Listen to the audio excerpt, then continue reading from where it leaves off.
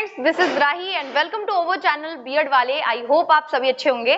जैसा कि आप सब जानते हैं कि 30 डेज की सीरीज मैंने स्टार्ट की हुई है। आज है डे 7। इससे पहले मैंने 6 वीडियोस ऑलरेडी क्रिएट की हुई हैं।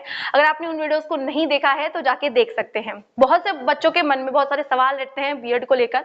अगर आपके मन में कोई भी क्वेश्चन आता है यार बीएड को लेकर, तो आप लोग कॉमेंट सेक्शन में पूछ सकते हैं।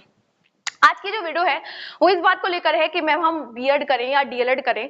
तो मैं हमेशा से बोलती हूँ कि यार आपको बीएड करना चाहिए क्योंकि इसमें अपॉर्चुनिटीज ज्यादा है। मैं किस बेसिस पे बोल रही हूँ वो भी अभी समझाऊंगी कि आपको बीएड की तरफ क्यों बढ़ना चाहिए। तो पहले हम लोग डिस्कस कर लेते हैं कि भाई जो बीएड है उसको हम क्या कह रहे हैं, बैचलर ऑफ एजुकेशन कह रहे हैं, और ये 2 साल का प्रोग्राम है और ये डिग्री है, ठीक है ना। हम लोग डीएलएड और बीएड में देख रहे हैं तो ये डिग्री है और आप ग्रेजुएशन के बाद में भी इसको कर सकते हैं।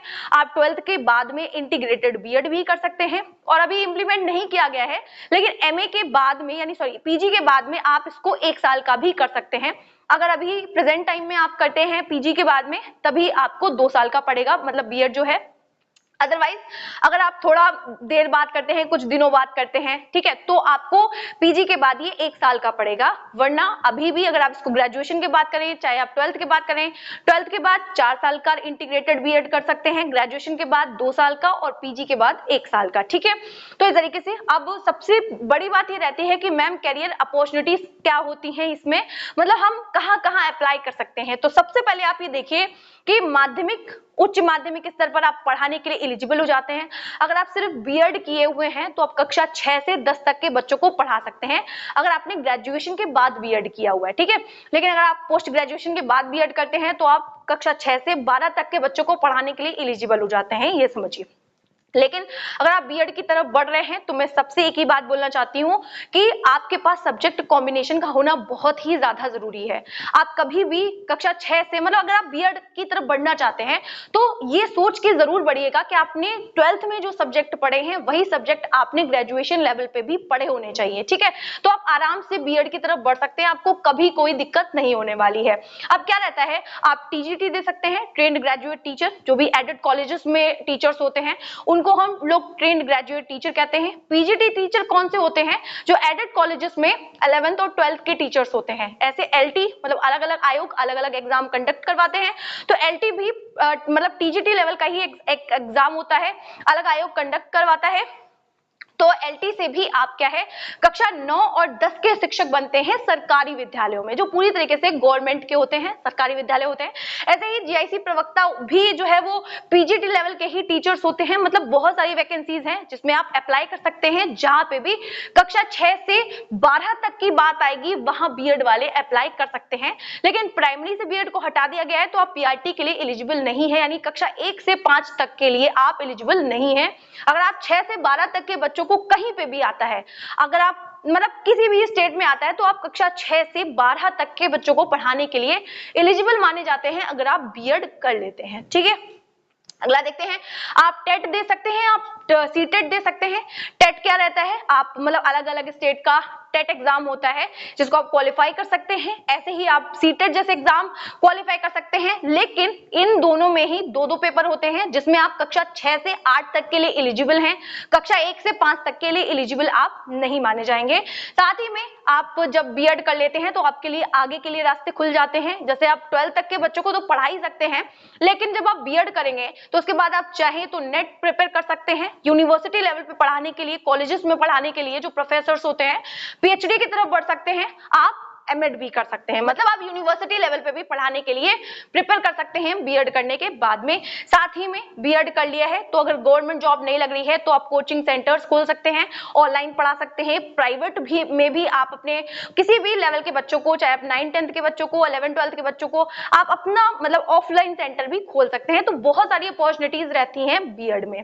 आइए इधर देखते हैं कि हम डीएलएड की तरफ क्यों नहीं है, या हम क्यों कह रहे हैं आपको कि आपको बीएड करना चाहिए, ज्यादा अपॉर्चुनिटीज हैं। अब देखिए डीएलएड में क्या है, यहाँ मैं लिख लेती हूँ। ये जो है डीएड है, डीएलएड का मतलब ये है डिप्लोमा इन एलिमेंट्री एजुकेशन। ये क्या है? 2 साल का प्रोग्राम है, साथ ही में ये डिप्लोमा है।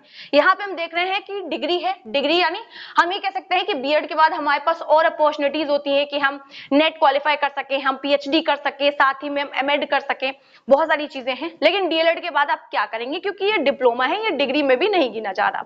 अब क्या है? मेरिट के बेस पे यहाँ पे आपको एडमिशन मिलेगा, यहाँ पे एंट्रेंस एग्जाम के बेसिस पे आपको एडमिशन मिलता है, ठीक है।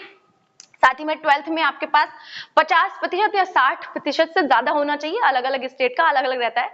अगर आपको और ज्यादा इन्फॉर्मेशन चाहिए डीएलएड से रिलेटेड तो आप लोग कमेंट में बताइएगा, डिस्कस कर लेंगे उसके ऊपर। फिलहाल के लिए देखते हैं करियर अपॉर्चुनिटीज का मतलब क्या है। सिंपल ये समझ लीजिए आप, अगर आपको कक्षा 1 से 5 तक का शिक्षक बनना है, चाहे आपको प्राइवेट में देखें चाहे हम मतलब गवर्नमेंट में देखें, कक्षा 1 से 5 तक का शिक्षक यदि आपको बनना है तो आप डीएलएड की तरफ बढ़ सकते हैं, क्योंकि पीआईटी टीचर्स वो होते हैं जो डीएलएड करते हैं, ठीक है। डीएलएड करते ही इसीलिए हैं ताकि हम कक्षा 1 से 5 तक के शिक्षक बन सके। और बहुत रेयर कंडीशन होती है जब हम मतलब प्रमोट करके 6 से 8 तक के बच्चों को पढ़ा सकें। लेकिन हाँ, ये कह सकते हैं कि हम कक्षा 1 से 8 तक के बच्चों को पढ़ाते हैं डीएलएड में। लेकिन फिलहाल के लिए मोस्ट ऑफ द टाइम ऐसा रहता है कि कक्षा 1 से 5 तक के बच्चों को पढ़ाने के लिए जो डीएलएड जैसे कोर्सेज हैं वो किए जाते हैं, ठीक है। इसमें आप हायर एजुकेशन जैसे 9th और 10th के बच्चों को आप नहीं पढ़ा सकते, 11th 12th के बच्चों को आप नहीं पढ़ा सकते। साथ ही में अगर आपको यूनिवर्सिटी लेवल पे पढ़ाना है तब भी आपको बीएड जैसे कोर्सेज करना होगा, मतलब ऐसे कोर्सेज करने होंगे। बीएड है, ठीक है, डीएड है, तो इस तरीके के कोर्सेज आपको करने होंगे। डीएलएड में काम नहीं चलने वाला है। साथ ही में सिर्फ प्राइमरी लेवल पे आप पढ़ा सकते हैं। टेट है, सीटेट है, सुपर टेट जैसे एग्जाम आप दे सकते हैं। फिलहाल के लिए मैं यही बोलूंगी, देखिए इसकी तरफ आप तब जाइए जब आपके पास जो है सब्जेक्ट कॉम्बिनेशन ना हो। मेरा मानना यही है कि आपको डिसाइड करना है, देखिए या तो आपका इंटरेस्ट हो छोटे बच्चों को पढ़ाने में, या तो आपके पास जो है वो सब्जेक्ट कॉम्बिनेशन ना हो, तभी आप डीएलएड की तरफ बढ़े। अगर आपका इंटरेस्ट बड़े बच्चों को पढ़ाने में है तब क्या होगा, आप बीएड की तरफ जाएंगे। लेकिन बीएड करने से पहले आप 4 बार सोच लेंगे कि क्या आपके पास ग्रेजुएशन में वही सब्जेक्ट है जो आपने 12th में पढ़े थे। आपके पास सब्जेक्ट कॉम्बिनेशन है तो आप बिल्कुल बीएड की तरफ जाइए, आपको बहुत सारी अपॉर्चुनिटीज मिलेंगी। और अगर आपको कोई भी दिक्कत रहती है, आपको लगता है कि नहीं यार मुझे अभी भी समझ नहीं आ रहा है, तो आप लोग कॉमेंट सेक्शन में मुझे बता सकते हैं जहां पे भी आपको प्रॉब्लम आ रही हो, ठीक है। तो अगर आप लोगों को वीडियो इन्फॉर्मेटिव लगी हो, साथ ही में अगर आप लोगों को वीडियोस अच्छी लग रही हो तो वीडियो को लाइक करना, चैनल को सब्सक्राइब करना, साथ ही में अपने साथियों के साथ शेयर करना बिल्कुल भी मत भूलिएगा।